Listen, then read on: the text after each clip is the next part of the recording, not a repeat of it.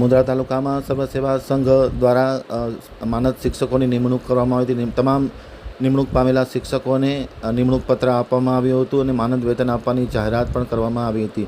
જીગર છેડા અને તેના ટીમ દ્વારા આ સુંદર અને પ્રશંસનીય કાર્ય પાર પાડવામાં આવ્યું. હવે જોઈએ મુંદ્રા આમતક ન્યૂઝ બ્યુરોનો એક વિસ્તૃત અહેવાલ. કચ્છની સર્વ સેવા સંઘ ભુજ સંસ્થાએ ખરા અર્થમાં સરકારશ્રીના સહકારથી સમૃદ્ધિના સૂત્રને સાર્થક કરી બતાવ્યું છે. મુંદ્રા તાલુકામાં જ્ઞાન જ્યોતિ યોજના હેઠળ 150 શિક્ષકોની નિમણૂક કરી પ્રેરણાદાયક પહેલ કરવામાં આવી છે. 150 શિક્ષકોમાંથી 141 બહેનો છે અને 9 ભાઈઓ છે.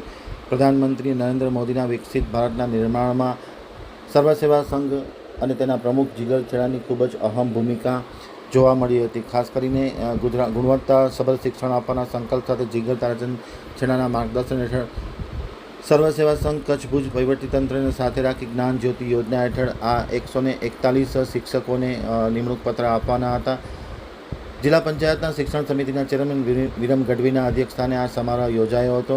આ પ્રસંગે જીગર તારાચંદ છેડા, પૂર્વ ધારાસભ્ય રમેશ મહેશ્વરી, મુંદ્રા તાલુકા સંઘચાલક કિશોરસિંહ ચુડાસમા, મુંદ્રા બારોઈ નગરપાલિકાના પ્રમુખ રચના જોશી, તાલુકા ભાજપના પ્રમુખ શક્તિસિંહ જાડેજા, જિલ્લા ભાજપના મંત્રી વાલજીભાઈ ટાપરિયા, કારોબારી ચેરમેન યુવરાજસિંહ જાડેજા, મહેન્દ્ર ગઢવી, દેવસિંહભાઈ પાતરિયા, પ્રદ્યુમનસિંહ જાડેજા, અરવિંદભાઈ પટેલ, જિગ્નેશ હુંબલ, ગૌરાંગ ત્રિવેદી, હિરેન શાવલા, પ્રેમજીભાઈ ડુંગરિયા, મુકેશભાઈ ભટ્ટ, ગિરીશભાઈ છેડા, ડૉક્ટર અશોક ત્રિવેદી, વિનોદ ગાલા સહિતના લોકો ખાસ ઉપસ્થિત હતા. તમામની ઉપસ્થિતિમાં આ નિમણૂક પત્ર આપવામાં આવ્યા હતા અને ખાસ કરીને શિક્ષકોને સંસ્થા દ્વારા 9,000 રૂપિયાનું માનદ વેતન પણ આપવામાં આવશે તેવી જાહેરાત કરવામાં આવતા ખુશીની લાગણી વ્યાપી ગઈ હતી.